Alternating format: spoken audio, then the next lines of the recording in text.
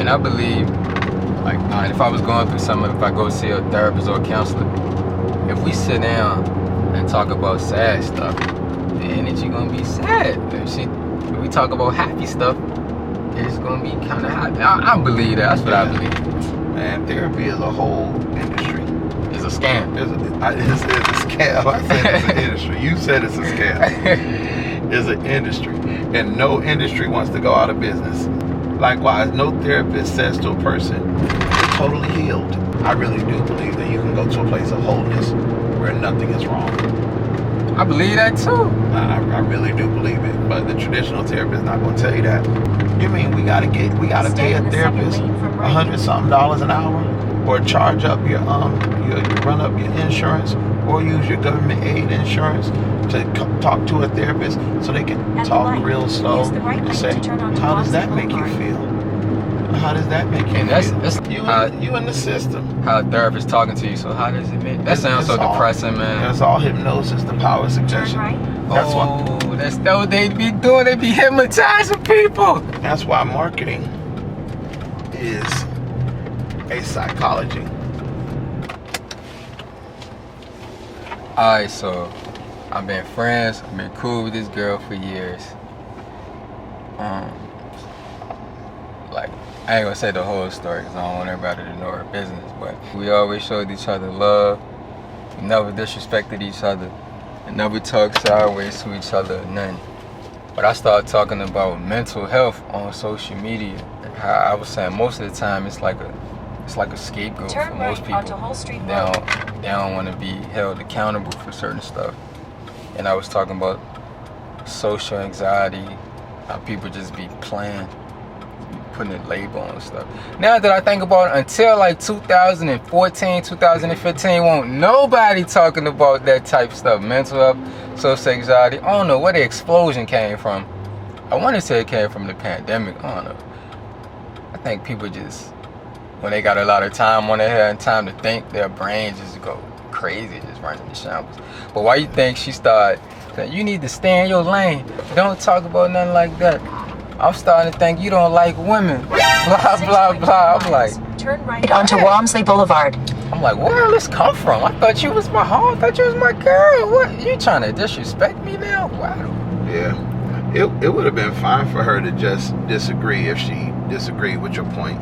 And if she didn't like what you said, I mean, there are millions of people online. She could just keep scrolling or keep swiping, however the phones work. But the reason that she said something is because whatever you said hurt her. And I don't mean hurt her in terms of it's your responsibility to help her. It's been said, a hurt dog is going to holler. Sheesh. And so if somebody says, it means that something stepped on their toes, something hurt them. The question is, why did she respond to that? Because she's already heard other stuff you said and didn't snap. And we never disagreed. She always be agreeing with me. Well, I don't think it matters whether she agree or disagree. What matters is that she screamed at that. Oh, man. You know, because her disagreeing is just part of normal humanity. People have differences of opinions. If I say the word apple, everybody's going to think of a different color and different size apple. You know what I mean? Everybody have a different reference. So it's okay for her to disagree. Matter of fact, if you don't have somebody in your life that sometimes disagrees, then something wrong. Okay. Something is wrong. I agree with that. Yeah, you have to. I've learned in some cultures, if groups are thinking about something and everybody is going along with it, in some cultures it is the responsibility of somebody to disagree. Oh, snap. And to say something in the opposite, just so that we can make sure that we're not overlooking something. So in relationships, whether a person agrees or disagrees, it's good for them to disagree. The big deal is that she was so hurt by what you said that she took it personally. So now the question is, based on what you said, what's really going on with her? Why would she say ouch to that? In my brain, that means that she was that the whole time y'all been cool, there's been something that she didn't share with you. Ooh, then the next post I posted, like an air post. Crash Like, report. it was really about her, but I ain't Road, say it to her. 900 feet. I said, just You're because still we on the don't fastest agree road. on something don't mean we gotta be rude to each other or disrespect each other. And then she left a comment saying, no, I'm gonna disrespect you every time I see something. Every time you talk about something you're supposed to be talking about, I'm gonna disrespect you. Yeah, I would say, wow. I use this example. Can you hear an ant fart? What that mean? Sometimes things are so small, they have nothing to do with you. If there's an ant right there in those woods and it farts, it don't matter. Did it fart? Yes, but who cares? Why does your statement in the sea of social media matter to her that much? I kind of look at it like a preacher or a pastor has always people that feel like they being talked about, like being they be like, the pastor was talking about me. Like, he don't even really know you. I don't know nothing about your life, and you up there feeling guilty. Yeah, because of how you feel about yourself. That's why I say it's about what's going on in her, and maybe she didn't even tell you about. Most of the time, people are talking to themselves anyway. Another person is there, but they're not talking to you. You okay? I said, you never talked to me like this ever in life. So. And then she probably was not honest. When you asked if she was okay, what did she say? She didn't even respond. I said, we can go out to eat tomorrow. I'm a treat, and we can just sit down and talk. And I was being like gentle, like peaceful, not trying to. And she just kept on trying to be combative for real. Most of the time when people are talking, they're talking to themselves. Stay in the left It might be lanes. that she got so offended that she just don't want to, have a conversation with you.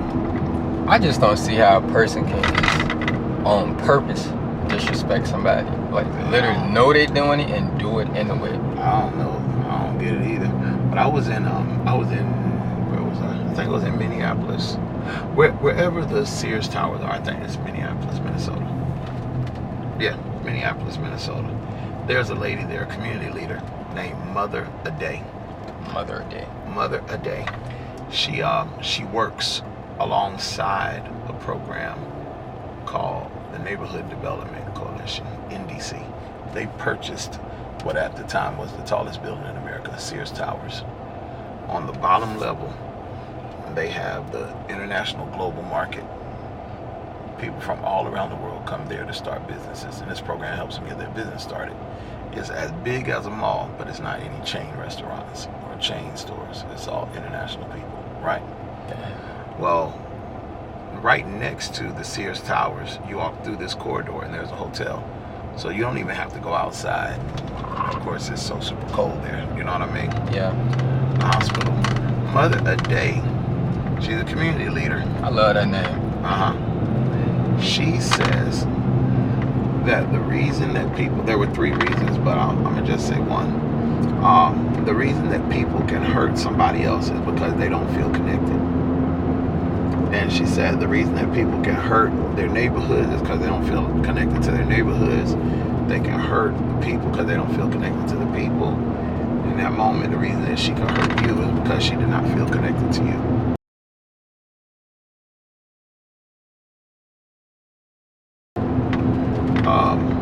Now, the amazing thing about Mother A Day is that her strategy for approaching life is so effective that it's not only helped the community, but the hospital changed their policies so that now if somebody in the community goes to the hospital, when they're setting the appointment, the hospital asks, is there a community person you would like to come with you?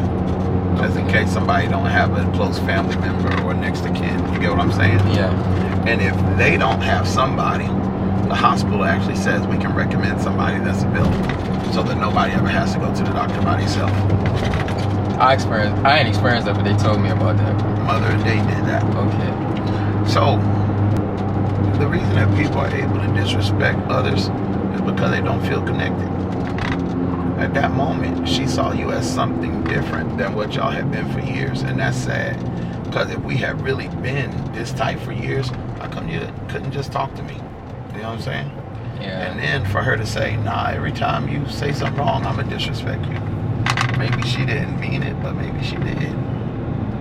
Like, how come she didn't say, every time you say something wrong, I'm going to educate you?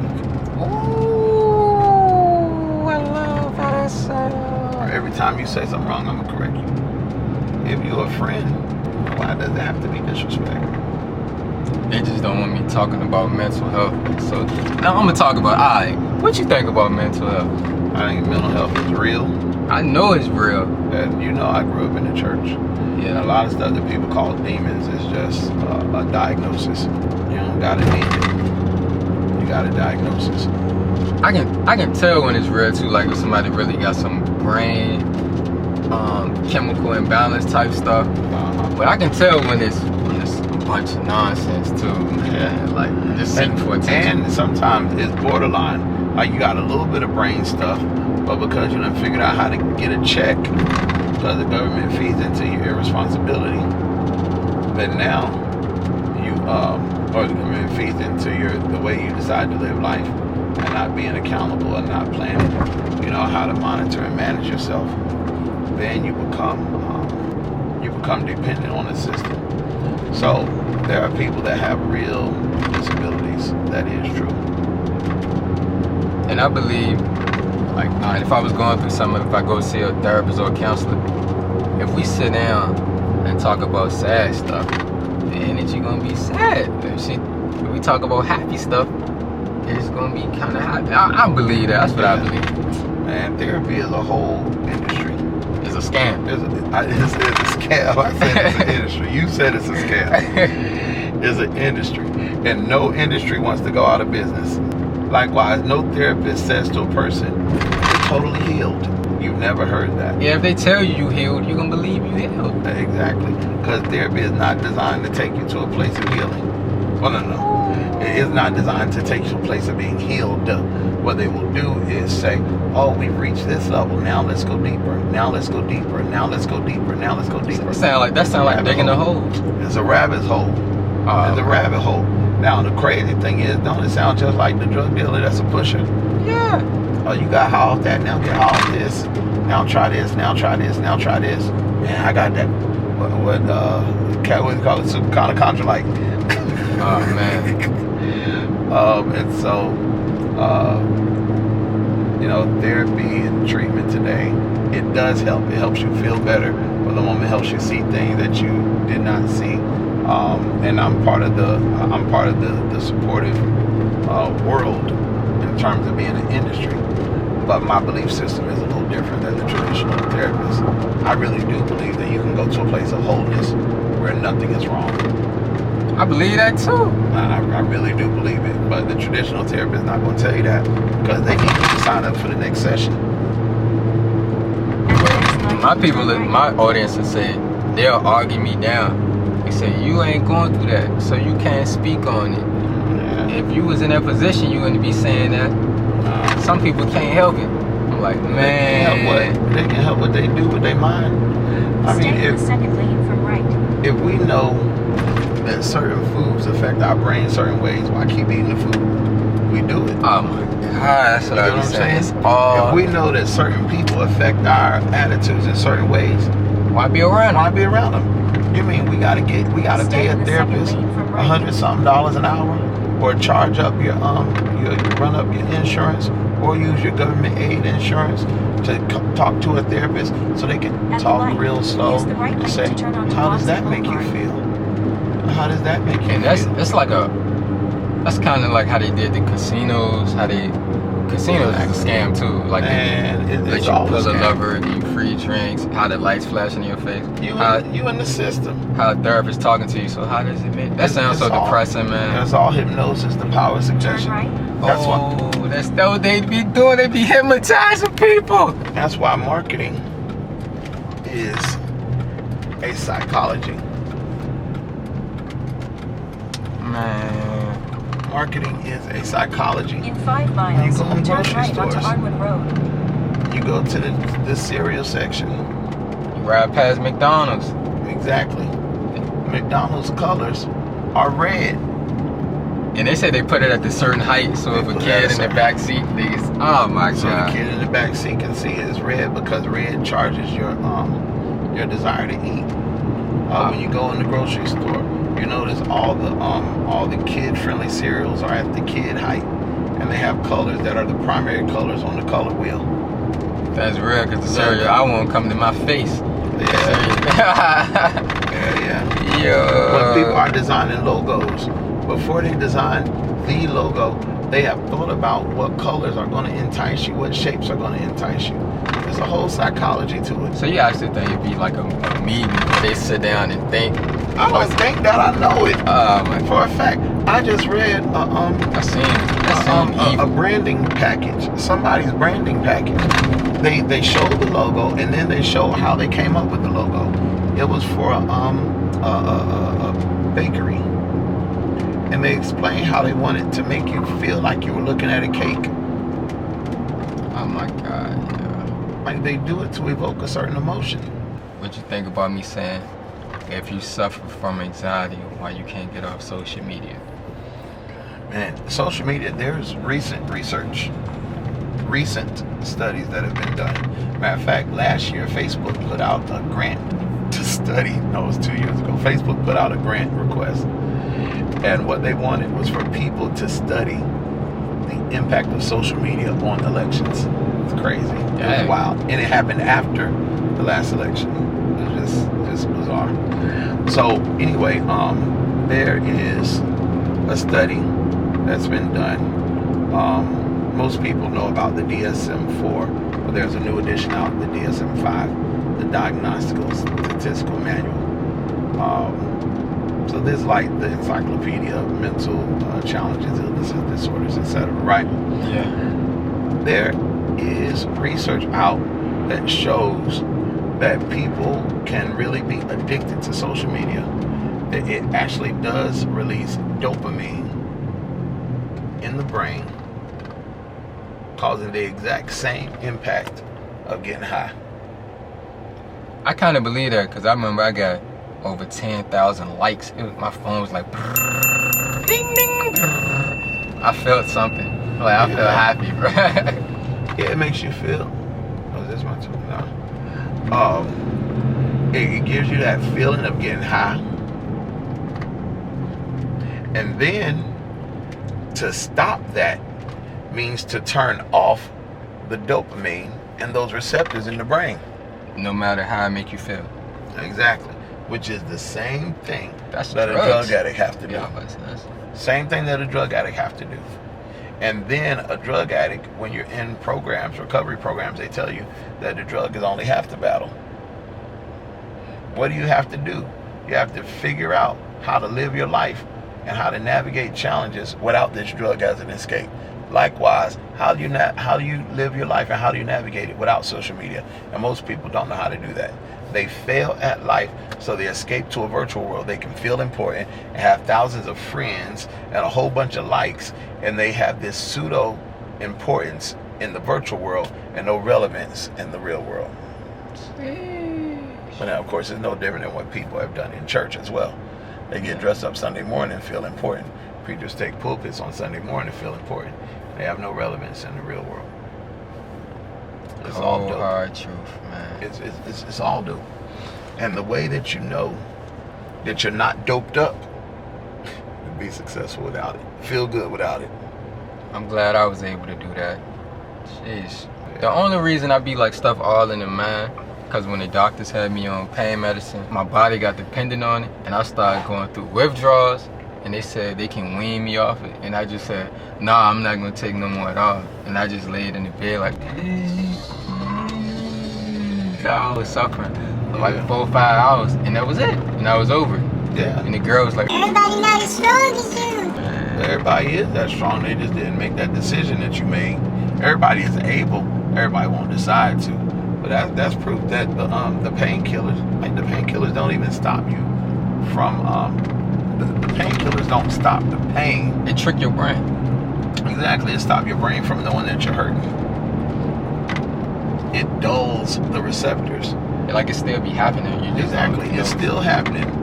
You still bleeding. You just don't know you bleeding. Dang. Your leg's still broke. You just don't feel like it's broke. Likewise, you get high on social media. You still a loser. You just don't feel like a loser. Because everybody tell you winning. Nah, you a loser. You lost. PSA, we have compassion for people. have great compassion for We just people. know the cold hard truths.